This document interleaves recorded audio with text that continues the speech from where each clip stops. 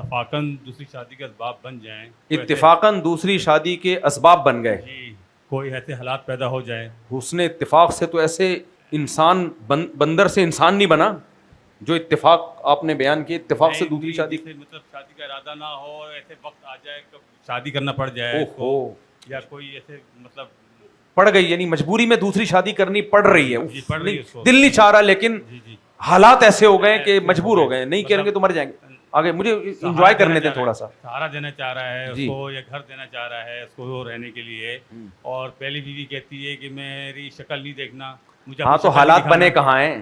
پہلی بیوی کہہ رہی ہے میں دوسری کی شکل نہیں دیکھوں گی, تو حالات بنے کہاں ہیں؟ نہیں میں تو سمجھ رہا ہوں حلوہ رکھ کے پلیٹ میں رشتہ مل گیا ہے, سب راضی ہیں. نہیں, دوسری اگر وہ کرنا چاہ رہے ہیں شادی تو چھپ کے بتا کے کرنا چاہیے یا چھپ کے کرنا چاہیے.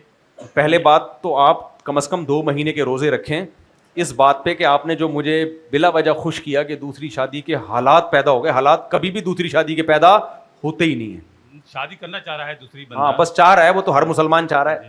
حالات تھوڑی, پہلی والی سے کیا اجازت لینا پڑے گی؟ نہیں اجازت لینا نہیں پڑے گی. وہ کہتی مجھے شکل نہ دکھانا, تو نہ دکھانا شکل. وہ اگر کہے مجھے شکل دکھاؤ پھر بھی نہ شکل دکھانا دوسری کی. ہاں وہ اگر کہے مجھے شکل دکھاؤ نا, اپنی دکھا دیا, یعنی آپ تو میرے لیے قابل احترام ہے. یعنی جو مرد ہے جو کر رہا ہے وہ اپنی شکل دکھا دے بیگم کو, اور وہ دوسری کے بعد تھوڑی سی چینج ہو چکی ہوگی.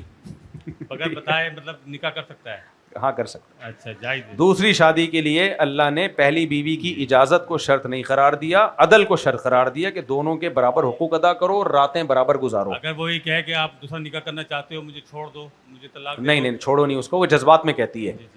نہیں چھوڑو, وہ جذبات میں کہے گی کچھ دن چلاؤ اس کو, بلکہ اب زندگی بھر ایسے ہی چلے گا. اجازت کی ضرورت نہیں ہے. نہیں اجازت